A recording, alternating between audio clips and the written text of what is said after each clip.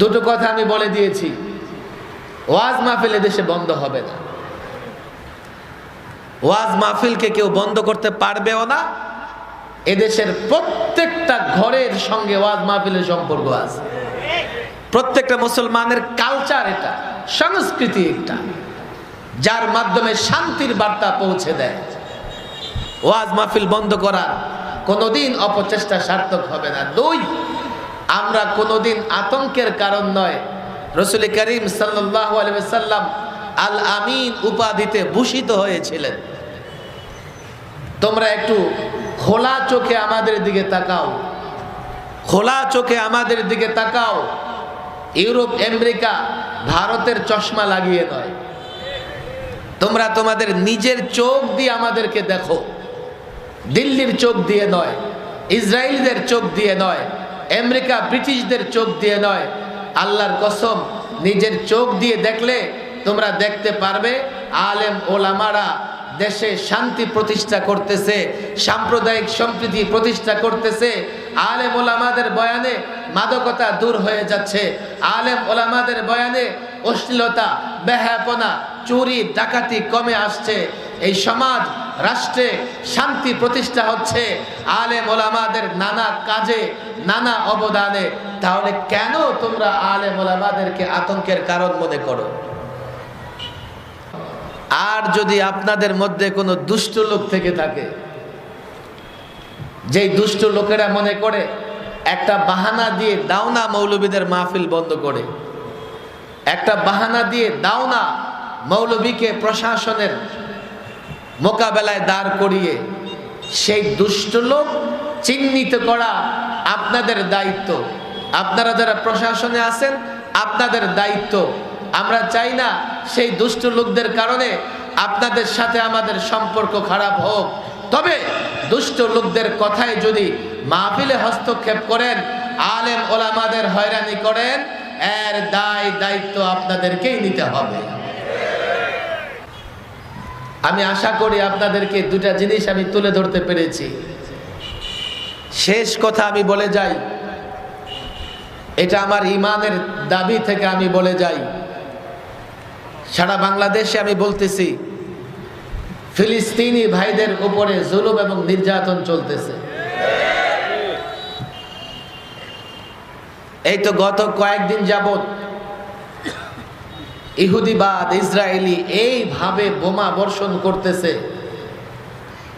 তারা পোড়া মাটি নীতি গ্রহণ করেছে, গাজাকে ধ্বংস করে দেবে,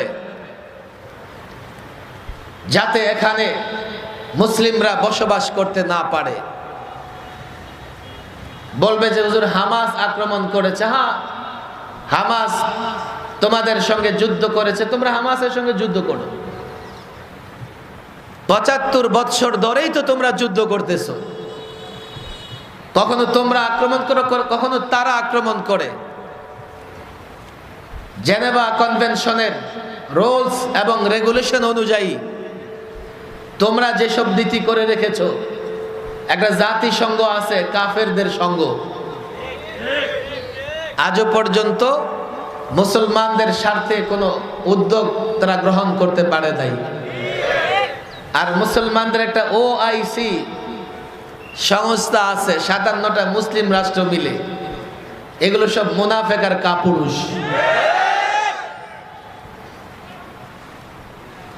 OIC বানিয়ে পদ আর চেয়ার দখল করে বসে আছে। সত্যকে সত্য, কালোকে কালো, অন্ধকারকে অন্ধকার, মিথ্যাকে মিথ্যা বলার তাদের ক্ষমতা নাই। আন্তর্জাতিক যুদ্ধ নীতি একথাই বলে, যুদ্ধ করতেছে সোলজার, তোমরা সোলজাররা যুদ্ধ করো। প্রতিদিন এই পর্যন্ত গতকালের রিপোর্ট 1800 শিশু হত্যা করেছে ইসরায়েলিরা। 1800 শিশুরা যুদ্ধ করছে তোমাদের সঙ্গে। রাষ্ট্রের অবস্থান এটা আমরা জানি। অনেক জায়গায় আলেমরা না জানবার কারণে কেউ কেউ আলেমদের সংকীর্ণ জায়গায় নিয়ে যাওয়ার চেষ্টা করে, কোণঠাসা করবার চেষ্টা করে। বাংলাদেশ সহ আজ পর্যন্ত কোন মুসলিম রাষ্ট্র ইসরায়েলকে স্বীকৃতি দেয় নাই। বাংলাদেশ রাষ্ট্রের অবস্থান হচ্ছে ইসরায়েলের সঙ্গে কোনো কূটনৈতিক সম্পর্ক নাই, যার জন্য বাংলাদেশে তাদের কোনো দূতাবাস নাই, বাংলাদেশে তাদের কোনো রাষ্ট্রদূত নাই।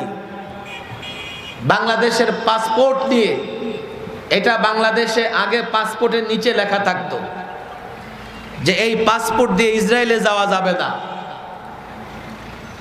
দুর্ভাগ্যবশত 21 সালে আমরা গ্রেফতার হওয়ার কিছুদিন পরে দেখলাম পত্রিকায় যে পাসপোর্ট থেকে সেই নিষেধাজ্ঞাটা তুলে দেওয়া হয়েছে, লেখাটা তুলে দেওয়া হয়েছে। তবে সংশ্লিষ্ট দায়িত্বশীলদের দাবি জানা নিষেধাজ্ঞা ঠিক আছে, পাসপোর্টে লেখা নাই। আমি তাদের কথা বিশ্বাস করতে চাই। কোন রাজনৈতিক রাষ্ট্রীয় সম্পর্ক ইসরায়েলের সঙ্গে আমাদের নাই। তাহলে আমি যখন ইসরায়েলিদের বিরুদ্ধে কথা বলি, রাষ্ট্রের অবস্থান আমার পক্ষে, ইসলামের অবস্থান আমার পক্ষে, এটা তো সহজেই বুঝে আসে যে আমরা তো পক্ষে। কিন্তু বাংলাদেশে বসে ইহুদিদের যারা দালালি করতেছে, বাংলাদেশে বসে ইসরায়েলিদের পক্ষে যারা মায়া কান্না করতেছে, তারা রাষ্ট্রের বিরুদ্ধে, তারা ইসলামের বিরুদ্ধে, তাদের বেলায় আমার পরিষ্কার উচ্চারণ হচ্ছে, যারা ক্ষমতায় আছে তাদেরও উচিত বাংলাদেশে বসে ইহুদিদের দালালি করবার কোনো সুযোগ নাই, বাংলাদেশে বসে ইসরায়েলিদের পক্ষে কথা বলবার কোনো সুযোগ নাই। মিডিয়া চালাও, যাই চালাও, ইসরায়েলের পক্ষে তুমি গেলে তুমি দেশদ্রোহী, তুমি রাষ্ট্রদ্রোহী, তুমি ইসলামদ্রোহী। তুমি যদি ইসরায়েলের পক্ষে অবলম্বন করে মতামত প্রদান করো, তোমার মতামত রাষ্ট্রের বিরুদ্ধে। ওলামায়ে কেরামের অবস্থান রাষ্ট্রের পক্ষে, ইসলামের পক্ষে, মানবতার পক্ষে, মানব অধিকারের পক্ষে, মানব অধিকারের পক্ষে, শিশু অধিকারের পক্ষে, নারীর অধিকারের পক্ষে। আলেমরা ন্যায়ের পক্ষে, ন্যায্যের পক্ষে। পরিষ্কার বলি, এই দেশের মাটিতে বসে ইহুদিদের দালালি করবে যারা, এদেশের মাটিতে বসে ইসরায়েলিদের দালালি যারা করবে, তাদের জন্য দেশ এতটাই উত্তপ্ত হবে, তারা এই দেশে থাকতে পারবে না।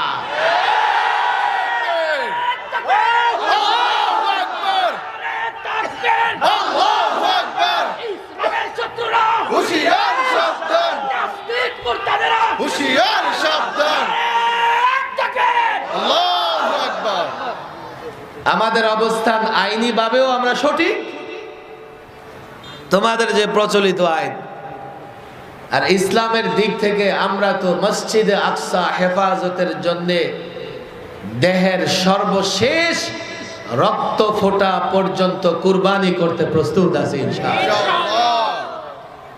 আমাদের অবস্থান স্পষ্ট। এই মসজিদে আকসার জন্য আমরা আসলে এতটা দুর্বল, আমাদের খুব বেশি করণীয় নাই। আমরা বসে আছি এক প্রান্তে, আমরাও দুর্বল, রাষ্ট্রও দুর্বল। তবে আল্লাহ তাবারক তাআলার কাছে আমি মনে করি এ ওলামাদের বেশি বেশি দোয়া করা দরকার, বেশি বেশি কান্নাকাটি দরকার। এই জমিন থেকে মসজিদ আকসা, গাজায় এ হামাস যদি ধ্বংস হয়ে যায়, তারা যদি লড়াই করা বন্ধ করে দেয়, কাল মসজিদে আকসা আর পুনরুদ্ধার করা সম্ভব হবে না। এইভাবে ইহুদিরা এই মসজিদটাকে অপবিত্র করবে, ইহুদিরা মসজিদকে দখল করবে। আমি যখন ভাবি, আমি দেওয়ানা হয়ে যাই, পাগল হয়ে যাই। গাজার মুসলিম ভাইয়েরা ৭৫ বছর ধরে এই মসজিদে আকসাকে রক্ষা করে আসছে। আলেমরা, ছাত্র জনতা, আমি জানি না আপনারা এর গুরুত্ব বুঝেন কিনা, আপনারা এর ব্যথা অনুভব করেন কিনা। এই ৭৫ বছরে আমি গিয়ে মসজিদ আকসার পাহারা দেই নাই, মসজিদ আকসার পাহারা দিয়েছে এই ফিলিস্তিনি গাজার অধিবাসীরা।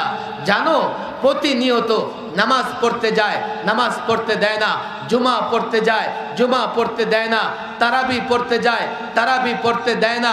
মসজিদে আকসায় নামাজ পড়তে গেলে গ্রেফতার করে, মসজিদে আকসায় নামাজ পড়তে গেলে টেনে হেঁচড়ে বের করে দেয়।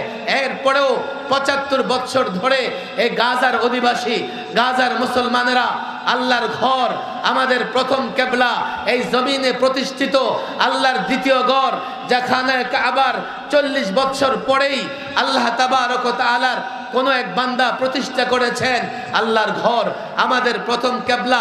কে পাহারা দেবে? কে পাহারা দেবে? কে হেফাজত করবে? হামাস যদি শেষ হয়ে যায়, গাজার মুসলমানরা যদি শেষ হয়ে যায়, আমরা এর পরিণতি বুঝতে পারতেছি না।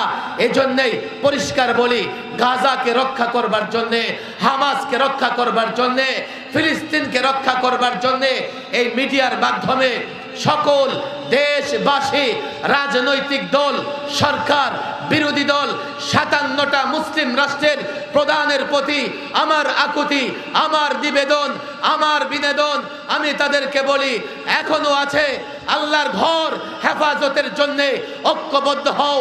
আল্লাহর ঘর হেফাজতের জন্যে প্রত্যেক দেশের সেনাবাহিনী, নৌবাহিনী, বিমান বাহিনীকে হস্তক্ষেপ করো। আল্লাহর কসম করে বলি, আল্লাহর ঘর যদি সংরক্ষিত না থাকে, আল্লাহর ঘর যদি হেফাজত না হয়, কাল যদি ইহুদিরা বাইতুল মুকাদ্দাস মসজিদ আকসাকে ধ্বংস করে, আল্লাহর কসম একটা মুসলিম রাষ্ট্র আল্লাহর গজব থেকে বাঁচতে পারবে না। এখনো সময় আছে মসজিদ আকসাকে হেফাজত করবার জন্য। মুসলিম রাষ্ট্রগুলো মিলে একটা পদক্ষেপ নাও। বিবৃতি বক্তৃতা দিয়ে বাঁচতে পারবে না। মনে রেখো, মসজিদ আকসা ক্ষতিগ্রস্ত হলে কোন মুসলমান শাসকের জমিনের উপরে কোনো ইজ্জত মর্যাদা থাকবে না। আল্লাহ তাবারক ওয়া তাআলার কাছে বেশি বেশি আমরা দোয়া করব, আল্লাহ যেন মসজিদে আকসাকে হেফাজত করেন। আল্লাহ তাবারক ওয়া তাআলা যেন মুসলমান শাসকদেরকে এই সমুজ দান করেন, তারা যাতে ঐক্যবদ্ধ হয়ে মসজিদে আকসা হেফাজতের পদক্ষেপ গ্রহণ করেন। সে তৌফিক যেন আল্লাহ তাদের দান করেন। ওমা তাওফিকি ইল্লা বিল্লাহ ওমা আলাইনা ইল্লাল বালাগ।